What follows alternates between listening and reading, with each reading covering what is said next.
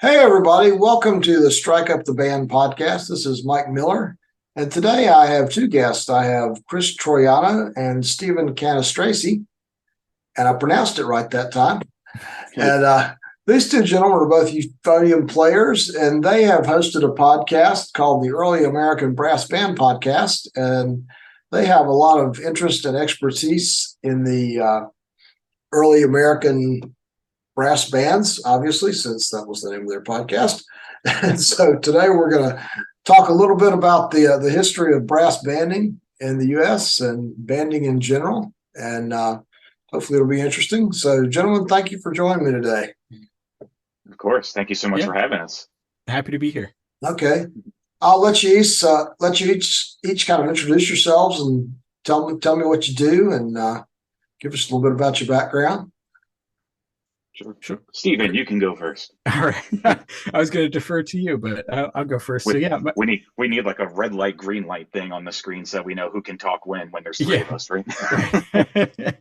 Yeah, but yeah. So as Mike said, my name's Stephen Cannistraci. I am a euphonium player. Chris and I met at George Mason University. We were both working on a doctorate. Chris a little ahead of me, and me a little behind Chris. And I'm still in the finishing stages of that, wrapping up work on a dissertation. But I work full time in the National Office for Arts Accreditation. We do accreditation in higher ed for the arts disciplines. And yeah, like Mike said, Chris really was the impetus behind the podcast. So I'll let him get into that after he introduces himself. But we've been doing that really quite strong for about 2 years, starting in March of 2020, around there. So right at the beginning of the pandemic, and have really enjoyed working on that with Chris. And I am Chris Troiano. I am the Historical Ensembles Program Manager with the athletic bands at George Mason University. So I have completed the doctorate program there. I did that. I always forget. It was either a year ago or 2 years ago. I've lost track of time. But I finished the degree program at George Mason University, and they hired me to stick around at George Mason University. I run a 19th century brass band called the Eighth Green Machine Regiment Band, and in addition to running that full time, I also oversee operations for our fife and drum corps that are at the university as well. And yeah, as Stephen said, we started the podcast in 2020. Not a super original name. We kind of figured that a lot of our audience was going to be unfamiliar with the podcast realm. So, kind of picking a name that explained what the show was in its title would kind of be a good way of introducing a lot of new people to the podcast realm. So, yeah, our show focuses on brass bands and really all bands from the 19th century all the way to today. So, what kind of sparked you guys' interest in the history of brass bands? Chris, you want to go first on this one? You have a better Okay. origin story with it than I do. Yeah, so I grew up on Long Island. My father was a tuba player with the Old Bethpage Village Brass Band, and the Old Bethpage Brass Band on Long Island is kind of best known for being one of the brass bands that plays on the soundtrack for Ken Burns's Civil War documentary that came out in the early 1990s. So I grew up hearing this band perform, and it was actually the first opportunity I had to have a paid gig. When I was in ninth grade, they brought me on to play bass drum, and then following that, they hired me to play baritone on some performances. So got to grow up hearing that music, and then I went off, did my bachelor's degree in Texas, kind of forgot about it for a while, and then when I came to Virginia to do a master's and then later a doctorate degree, uh, I was reminded of my enjoyment of history and music history and band history being in Northern Virginia, surrounded by all of that. And it got me interested in reading about it some more. And I eventually started the band. Stephen got involved. And once the pandemic hit, we wanted a way to share and spread stories of bands that exist today, people that are currently involved in the community, but then also a way of sharing the history of the music and the people that were involved in the movement in the 19th century. Yeah, and I can pretty much um, credit Chris for my like kind of current re-sparked interest in kind of the early American bands and specifically early American brass bands. I grew up in Lebanon, Pennsylvania, which is about an hour and a half, hour 15 away from Gettysburg. So there's a lot of Civil War history, in that part of Pennsylvania. And when I was in high school, I started playing with a community band in Lebanon called the Perseverance Band of Lebanon, and it was always just mentioned, in those concerts that the band existed before the Civil War and enlisted in the Union Army along with the local regiment. So the a version of the Perseverance Band has been in existence since the Civil War, and folks who were in the band served in the Civil War. They did the thing that a lot of local community bands did at the time, and they signed up and they were attached to a regiment, for the first year ish, and until the bands kind of went away as the war went on. But so it was kind of always an interest that was just simmering there because of that involvement. And then kind of like Chris, went off to school in Rochester and then in State College, Rochester for undergrad, and then State College for a master's. And then when I got down to Mason, I was in the studio with Chris. I started playing a few of the regiment band gigs with him, which kind of re-sparked that because I knew at some level the community band that I grew up playing with back home did similar things and maybe even played on similar places that the regiment band at Mason was playing gigs down here. You can throw a rock down here and hit a Civil War battlefield. They're all over the place, so the band really doesn't hurt for gigs, which is which is really good. So then the pandemic hit and Chris texted me and said he was thinking about starting a podcast and asked if I might be interested in helping. And then 3 years beyond that, here we are with how many episodes published, Chris? Like 60 ish? I think we're at 50 currently published with 16,000 downloads total so far. Yeah, and which to me is pretty amazing that many people would tune in to hear about brass bands in yeah, early 1860s America. But it's a pretty neat history and it's a pretty cool thing. And I just always am drawn to how tied those bands were into their community and that every community had one back then. And I just think that's a really cool thing that you see in spots now. Where I grew up, there were 3 community bands within maybe a 10-15 mile radius. And all of them had very active summer schedules. So it's just kind of something that I've always been around. And so the opportunity to do the podcast was really a way to kind of dive back and see how that all got going and why it got going. So it was pretty neat. Okay, so around when would the first brass bands have been started in America? So in the United States, really the whole band tradition, not even just the brass band tradition, is all connected to the military band. So kind of to give a little bit of background on it, if you think about the beginning of this nation in the 1770s, eventually with the end of the American Revolution being 1781, the fighting, and then the treaty being signed in 1783. When we think about music during that time, we frequently think about the fife and drum corps. We have here, very locally to us, the Old Guard Fife and Drum Corps, who's famously fife, drum, and bugle corps that wears red colonial uniforms. People think that they're representing the redcoats, but they're actually wearing the inverse uniform colors of the Continental Army at the time, whereas the Continental infantrymen would wear blue uniforms with red facings. The musicians wore the inverse so that they could be easily identified. And as popular as fife and drum corps were and are due to the Old Guard and fife and drum corps at Colonial Williamsburg, an under-researched and appreciated form of music that existed back then was what was referred to as a band of music. And a band of music was very similar to what we would later see in the Civil War and even see today with our current military bands, where the The fife and drum corps would be what they were referred to as the field music. They would play music that played calls to wake soldiers up, tell them when to go eating, tell them when to go to sleep. But the band of music was more for entertainment and maintaining the morale of the troops. And bands of music during the American Revolution included clarinets, oboes, bassoons, natural horns, which were valveless French horns, and later on adding in drums, snare drum, then bass drum, then cymbals, and so on.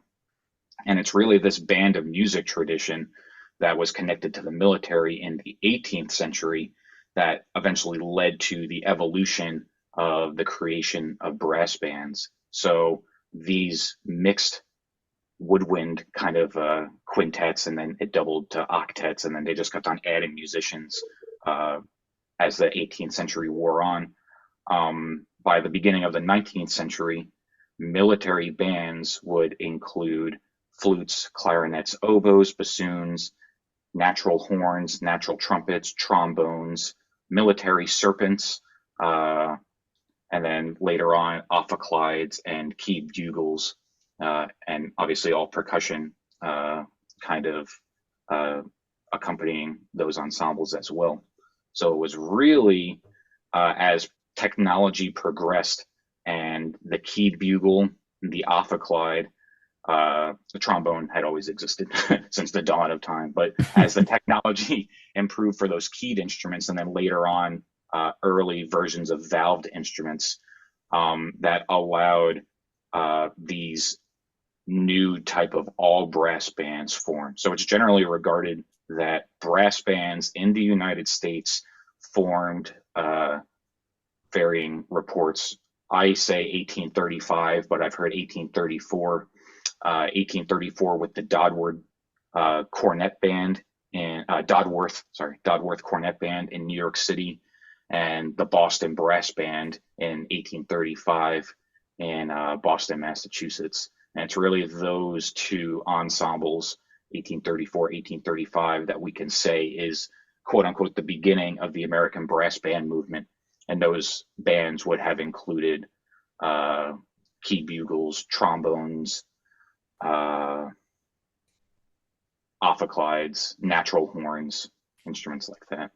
So when was the valve bugle or trumpet, I won't say invented, but when was it kind of a normal thing?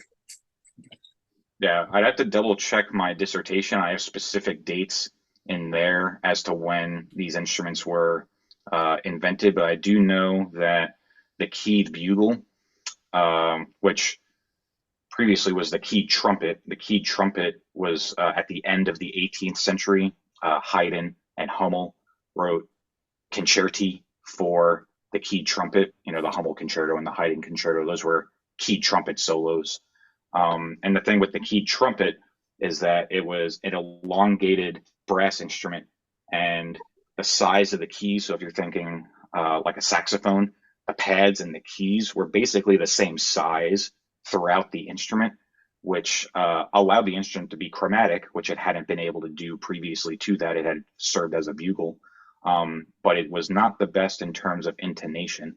And it wasn't until 1810, again, there's varying reports, and some people claim earlier, but it's known that in 1810, a guy named Joseph Holliday patented the keyed bugle in either Scotland or Ireland in 1810, and as the keyed bugle. And the keyed bugle was different because it was more of a conical instrument. So conical versus cylindrical. Conical being that the taper of the instrument gradually got larger as it went from the mouthpiece to the bell.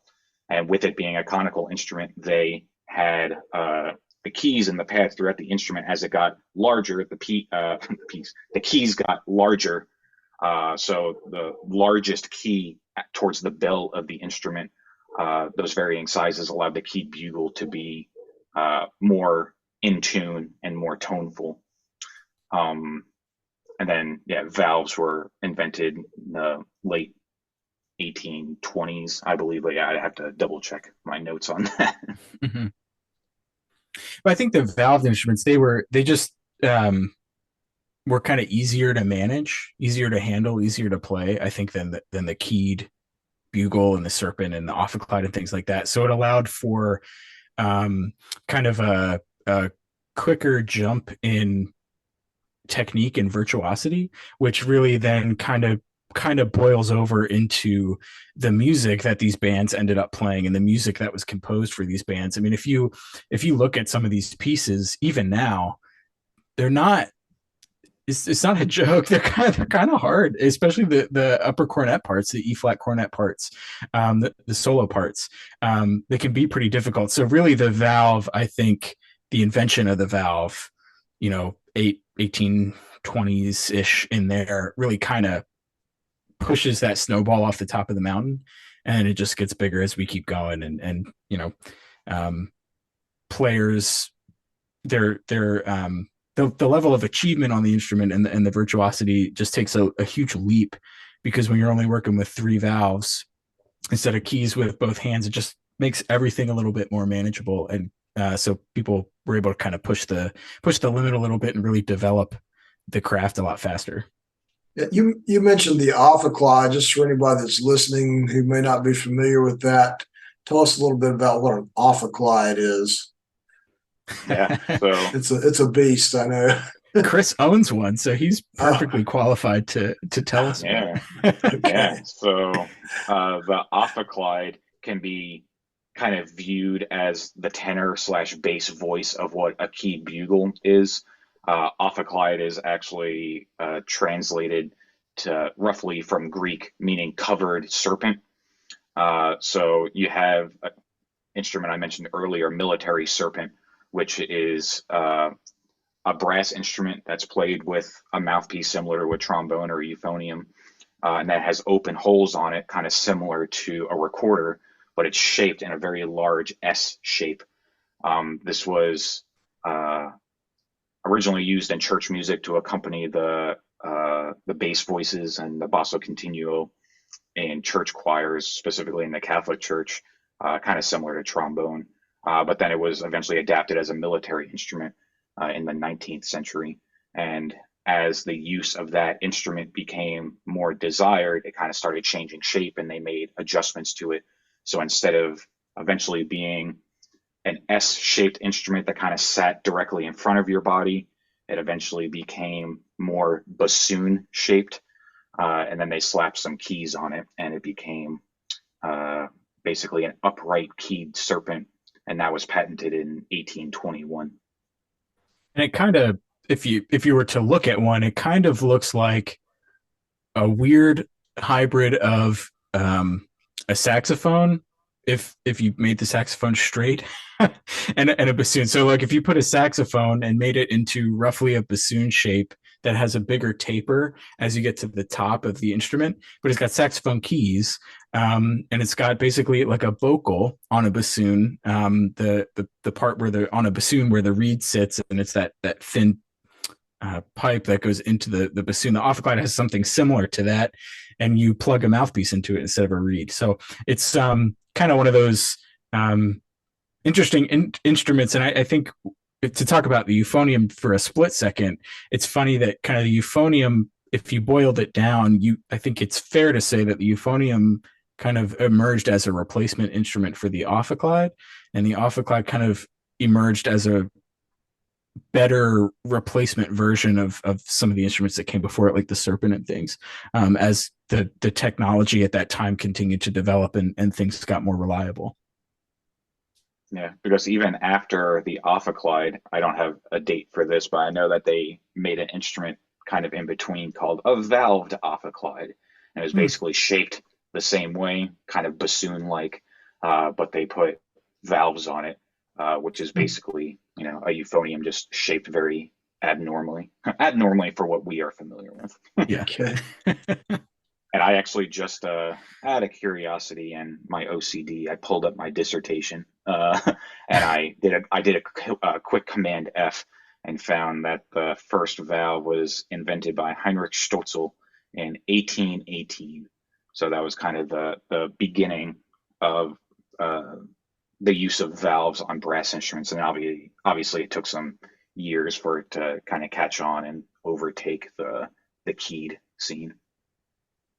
Okay, so would the early valves have been rotary valves or piston or something different? So the very first valve, the Stutzel valve, is a piston form of valve. So the very earliest instruments were piston valves, and then the rotary valve was invented shortly after, and then the piston valve was perfected shortly after that. So it kind of went piston, rotary, piston.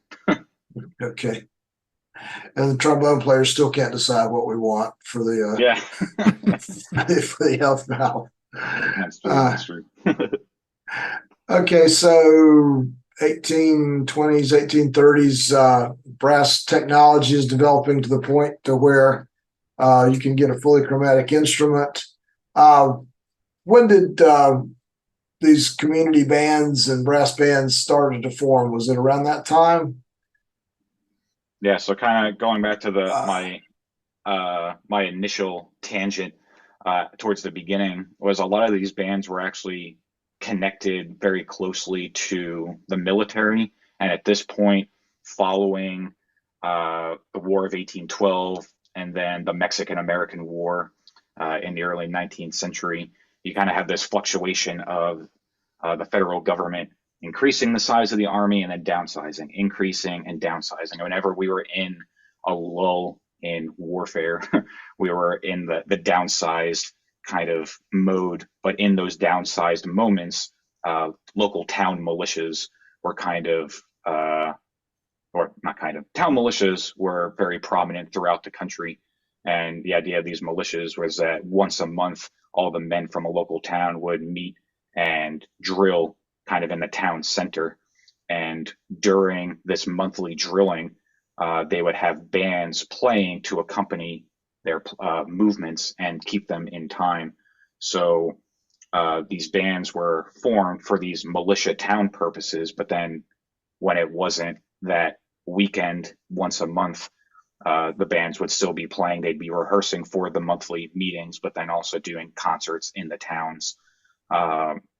And then a little bit later, like post Civil War, start going on pretty extensive tours of the country. was there a standard instrumentation by then, or was it just kind of like whoever showed up?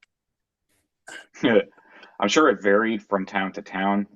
It's important to note that even though we are broadly talking about brass bands, there was never a full takeover of the brass band instrumentation. And unlike British brass bands, which has a set competition roster and numbers that are needed to be able to compete in a British brass band, nothing like that was ever really solidified.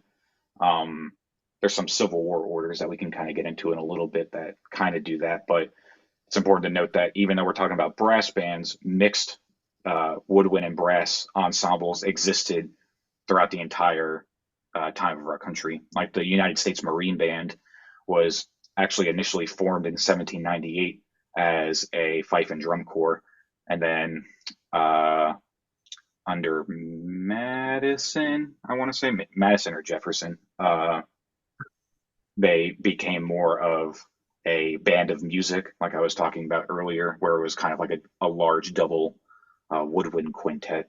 And the Marine Band has always kept a mixed instrumentation of woodwinds and brass, as has the West Point Band, another very old organization. The Salem Band down in North Carolina, I believe they've stayed. No, they were brass during the Civil War, so that's not a good example. But at least the West Point Band and the Marine Band were mixed this whole time as well. Yeah, you guys, I forget who you were interviewing, but there was one episode you guys had that was a really, really interesting history of the Marine Band. I believe it was you had one of the Marine Band euphonium players on there at the time. Yeah, I think that was episode 3, I think, with Okay. Dr. Mark Jenkins. He's principal of the Marine Band. He was also our teacher at Mason. Okay. But yeah, really good episode. Really long one, but really good. It was interesting. Yeah, I remember saying that at one point there was It was called a euphonium if it had two bells and a baritone if it had one. Yeah, the double billed duplex horns is an interesting little fad of the our country's history for sure. Yeah. When you had those all brass bands, though, to get back to your other question, I think even like a British brass band that has the alternating E flat, B flat, E flat, B flat kind of um, system throughout the band. Those the all brass bands in the United States generally kind of follow that same thing. So you'd have an E flat cornet on top, B flat cornet below that, E flat altos, B flat tenor voice, the baritone euphonium voice, and E flat bass or E flat tuba. So you still kept that, which, going back to that kind of community idea, we said, what was the instrumentation? Kind of just whoever showed up. And it's kind of accurate to a point because that system allows people to hop around parts without really having to think about it too much. The fingerings all work the same way. And so it really enables that the same way it would kind of in a British brass band. Was there any kind of formal music education system at the time, or was it? And what was the music education So like at the time? I guess would be a good question. yeah, so Or this is a time where, generally speaking, a lot of the country's population was a little bit more musically literate as a whole, kind of as we are today. Singing in church by the mid 19th century, having a piano in the house and having it as kind of like a parlor instrument and being able to play it and sing it was a little bit more commonplace. Mm-hmm. So the ability to be musical was maybe a little bit more common back then. A lot of the band leaders of the 19th century were the lead E flat cornet players. And a lot of times these E flat cornet players would go to Europe and study the instrument in Europe, or they would study with somebody who had been a student in Europe and study with them here in the United States. And you'll often see on uh, sheet music or piano reductions, a lot of times dedications to people, and they're referred to as Professor so and so. And a lot of times the professor title was somebody who had studied professionally and learned the trade of music. As for the other musicians, a lot of them would be self taught. There's a lot of band manuals from the 1840s and 50s that have everything. They have the fingering charts, they have uh, early lip slur exercises, they have note recognition charts, they have this is 4/4, this is 3/4, this is how you count an eighth note, 16th note, a quarter note. And then all the way in the back of the book, then they would have full band arrangements in the back so everybody could, and it would be in score format. So somebody could get a book, learn the fingerings, get a few exercises out of it, and then be able to read their part directly from the back of the book for some of the popular songs like Star Spangled Banner and Hail Columbia. Those types of songs would be found in the back of books like that. okay. So by the Civil War, the brass band was pretty well established all over the country. As Yeah. okay, Stephen, you okay. want to take any of that, or No, I mean they were around. I mean, they like Chris said, these versions of these bands, have always existed, and kind of have from the start been somewhat tied to the military. But I think by the time the Civil War rolled around, the bands were very active. I mean, that was how I think most people interacted with music. I don't think in the early to mid 1800s people were going to orchestra concerts on the weekend. I think the band, brass band or mixed instrumentation was really most people's way of interacting with music outside of the home. Like Chris said, the pianos and things inside the home were commonplace then. So yeah, they were around. They were there. and then by the time of the Civil War, we had a standing army who were referred to as regulars, but then a large number of volunteers were needed to fight both sides of the Civil War. So when talking about President Lincoln calling for 75,000 troops at the beginning of or 90,000. I'm bad with numbers. I need to have notes. 75 or 90,000 to put down the rebellion in April of 1861. Called on volunteers, and a town's militia would say, all right, we're answering the call. Here's 300 guys from Danbury, Connecticut. And that militia town band would then go along with them. So a lot of regiments and units in the Civil War are just made from the towns of people that volunteered and enlisted to go. So everybody that was fighting next to each other knew them. They were their neighbors. They were their friends. And that's why I think by World War II they banned that practice. Different kind of band. They banned that so that family members and if a particular unit in war kind of got annihilated, it wouldn't knock out all the men in a town. So they started splitting people up more, I believe, by World War II to kind of avoid that sort of attrition. You said earlier that after about a year that the brass bands kind of dissipated. So in 1862, the war was not going super well for the Union. So they passed a resolution or an order, General Orders number 91. General Orders 91 basically said that maintaining a brass band for every regiment was becoming too expensive. So they effectively, in writing at least, disbanded all regimental bands and only allowed for brass bands to exist at the brigade level. So in writing, we say that regimental brass bands in an official capacity ceased to exist in 1862, and the brigade band then existed from 62 to 65. But there's plenty of research, not primarily, but a man named John Beanards up in New England is doing an amazing job at kind of disproving the myth of the regimental brass bands completely disappearing in 1862. He has 3 books out now, different volumes of a book titled I Was Detailed to the Regiment Band, that basically details every regiment. Each volume is a different state. He documents the musicians and the bandsmen and the bands that existed throughout the entirety of the Civil War, including at the regimental level past 1862. Mm-hmm. Okay.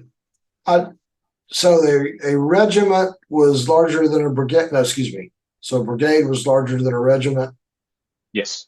Yep. Okay. I know in the current military, a brigade is 3 battalions or 4 battalions, but they don't use the term regiment so much anymore. So yeah. And okay. With the unit management like that, everything's kind of like grouped into like 3 or 4s. So it's like 3 or 4 companies is a regiment, 3 or 4 companies is a brigade, 3 or 4 brigades is a battalion, and all the way up, kind of like that. Kind of generally, that's a big generalization, but kind of grouping it in 3s to 4s. Mm-hmm. Yeah, and like anecdotally, there's about the band that the Perseverance band in Lebanon that I grew up playing with. There's a book that details the history of the regiment from Lebanon, Pennsylvania, that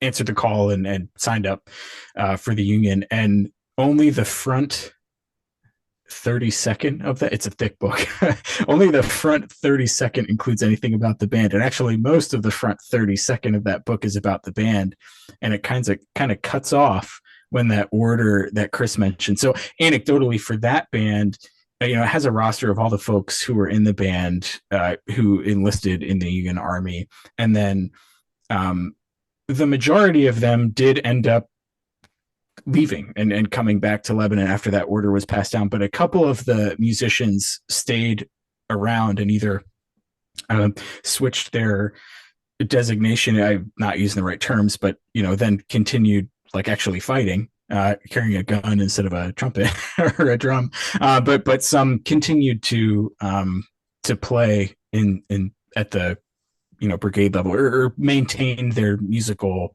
service a little longer. But yeah, just like anecdotally, when that order came down, the band from Lebanon, Pennsylvania, most of them came right back and kind of rejoined civilian life. And in addition to that, a lot of times after Order 91, as Steven said, a lot of them would either go home or play in a brigade band, or be redesignated as an infantry soldier and fighting. There's some times where either the soldier that was previously a regimental band musician would be designated as a soldier or be left off the roster entirely. And in either of those situations, still be playing in the regimental band. That's something that's like the main thing of John Bianartz's book, that they might not be on any roster, or they might be quote unquote incorrectly labeled on a roll call, so that they could be accounted as present and later get like a military pension and stuff. But in both of those cases, a lot of times the men of the regiment would sometimes give a portion of their pay to help maintain the band, since it was no longer being funded by the Army. Or sometimes the expenses would come entirely from the officers' pay to help maintain the band at that lower, or lower as in Army organization, but that lower kind of rank. Yeah. Okay. Because these bands were very, during the Civil War, were very, very important to the folks who were serving, to the folks who were serving around them. I mean, these bands were probably one of their few links to home in some ways, and like the sounds of home. And these bands were, to borrow a phrase from a professor that I had at Penn State, Dennis Glocky, said these bands were the iPods of the day. They were playing the popular music of the day. So they were a huge morale boost.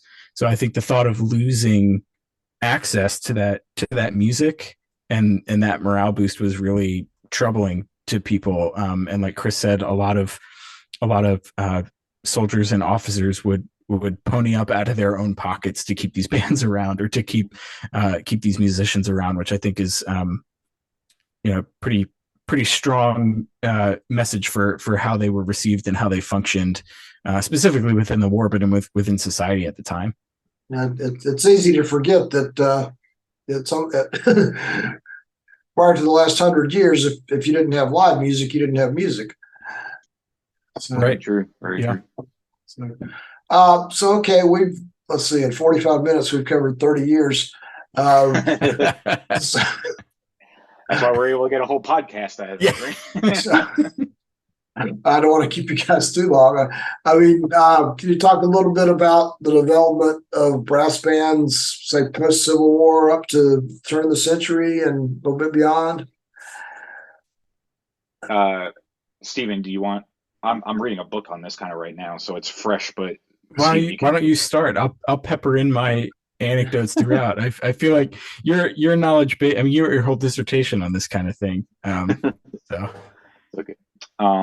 So a good anecdote, I guess, to kind of show the development of bands post Civil War can be found in the Irish band leader Patrick Gilmore.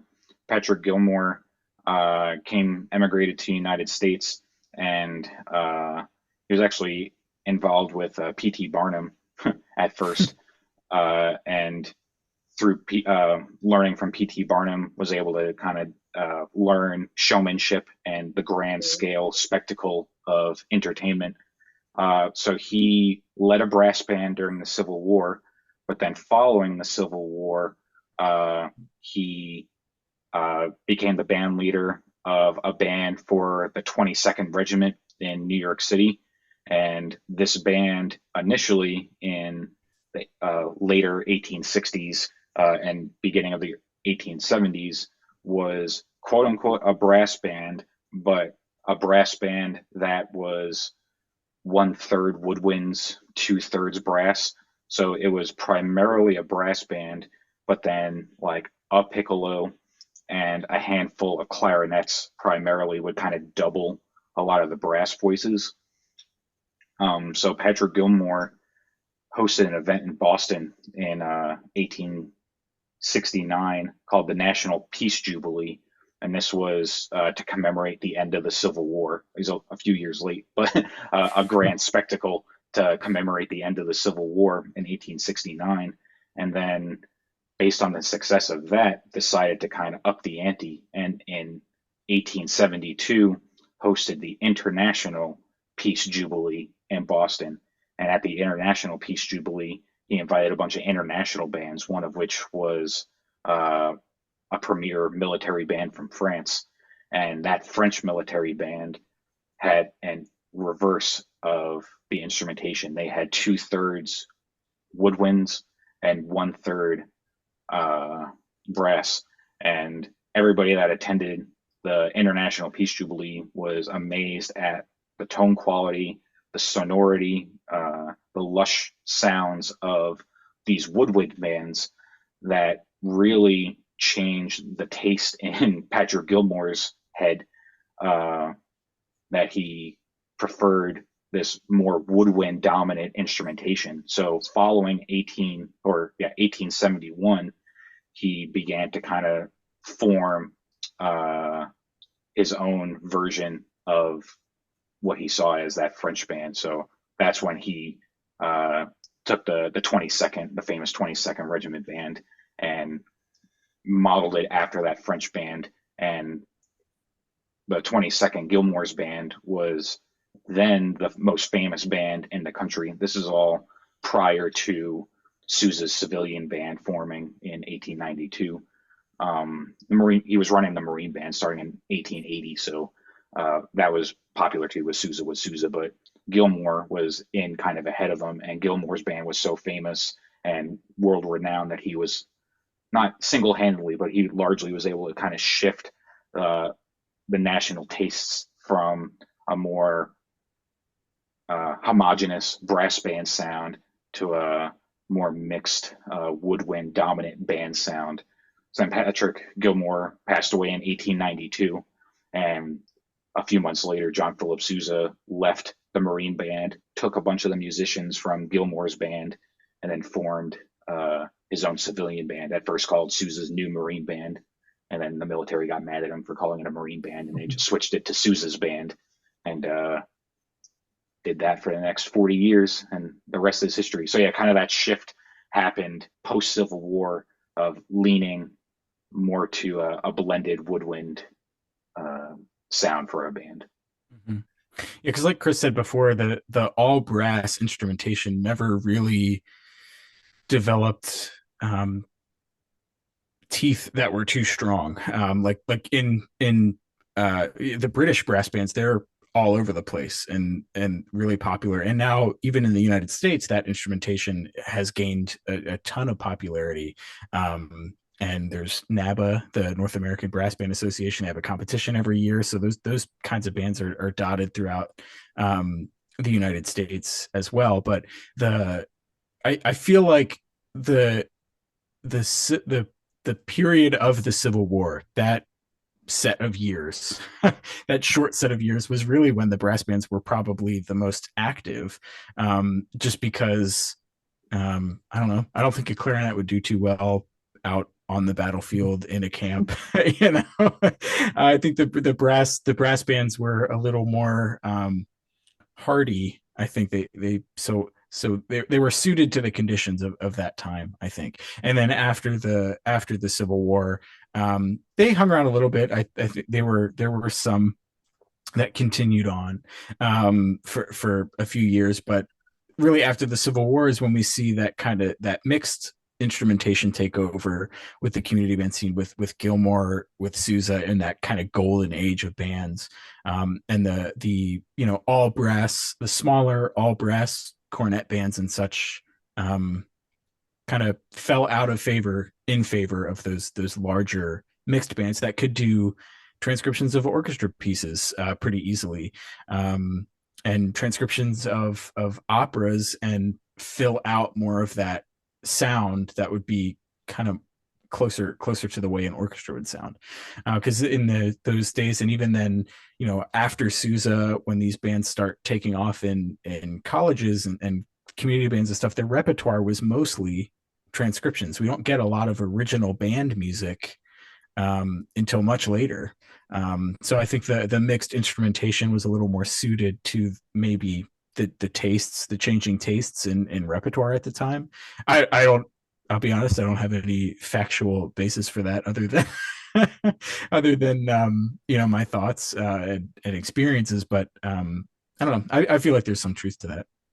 Yeah, I know everybody thinks of Sousa as the March King, but you're right. He did do a lot of opera and a lot of transcriptions. There's a plaque in the lobby of our local college here in Spartanburg where to indicate that the Sousa band played in that auditorium 6 times. Oh, nice. So yeah. Very cool.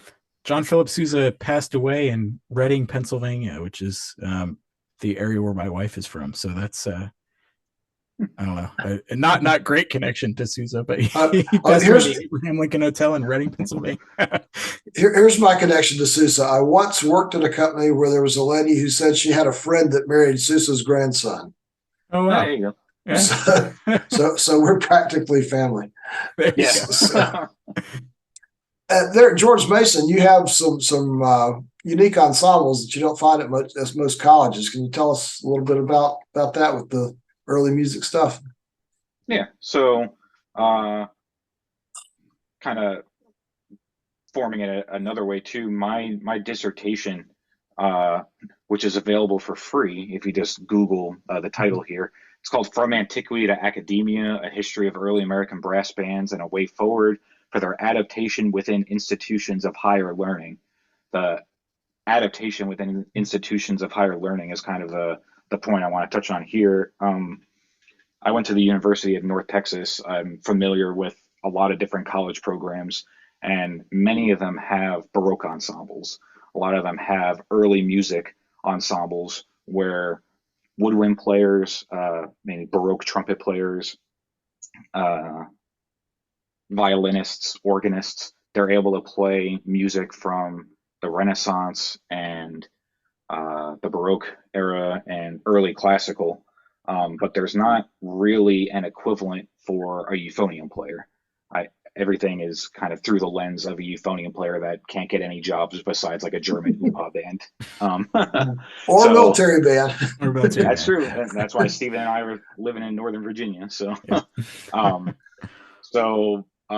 this idea of wanting to create an ensemble where other brass instruments have the opportunity of playing our historical music and music that is historical within the context of band, i.e. the military, maybe not necessarily chamber music of French, German, British royalty, but this type of band music.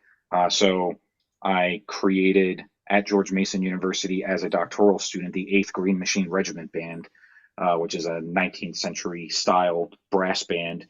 The school already had a fife and drum corps. Those were the Patriots, George Mason Patriots. So they kind of had a fife and drum corps to be in that colonial spirit. And our mascot is a guy in colonial garb. It kind of looks like Mel Gibson, though, from Braveheart with with the half face and everything. So the fife and drum corps already existed, and I wanted, again, a bandy historical opportunity. So, and also geographically being where we were so close to DC, it felt doable to do an ensemble like this. So in the fall semester 2017, we had a reading session on modern instruments, just kind of reading through some of the music that's available for free through the Library of Congress. And then by April of 2018, we started getting gigs. This was all initially done on our regular modern concert horns, wearing all black. And then over time, we were able to acquire green 19th century military uniforms that are modeled after a United States sharpshooting regiment, but really we're wearing them as green uniforms to reflect the school colors at George Mason University. And then in the summer of 2020, during the pandemic, we were able to receive a grant that allowed us to purchase 5 antique brass instruments made between 1850 and 1870 of all the over-the-shoulder variety. So when you're playing them, the bell is pointing backwards, so that at the time soldiers or the band that was playing in front of soldiers marching, the band was playing with their sound going behind them so that the soldiers behind them could hear while they were all kind of marching in columns. So we were able to acquire 5 of those instruments. And then now I think we have over a dozen period horns.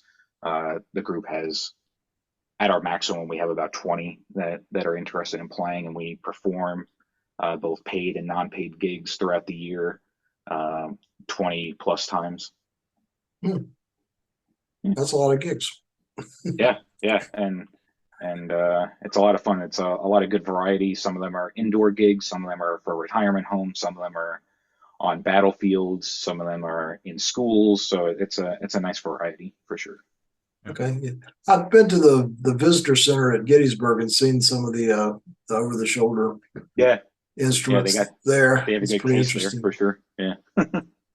Well, gentlemen, thanks so much for taking time to be with me today. That was some really interesting information. Anything else you'd like to share about your podcast or anything else you have going on? Well, we've had a little bit of a pause in releasing episodes, but we're looking into ways to start releasing some episodes again. But and we'll let everybody know when that happens. But in the meantime, you can find the podcast wherever you get your podcast. You can just search for the Early American Brass Band Podcast. You can also go to our website. It's was it eabbpodcast.com. Yep. And there's show notes for every episode and some resources up there if you're interested in diving down that rabbit hole, reading some books, getting some CDs, listening to some recordings. We've got a lot of that stuff up on the website. So you can find us, reach out if you have thoughts or questions or anything. And we're always game to hear from listeners and new listeners. And Mike, thanks for having us on today. This was fun. We don't sit on this side of the interview that too often, so it's fun. Well, it's kind of nice to have 3 people, so I don't have to come up with half the conversation. Only come up with a third of it. So yeah. All right. But yeah. Okay. Yeah, thank you so much, Mike. It was a lot of fun.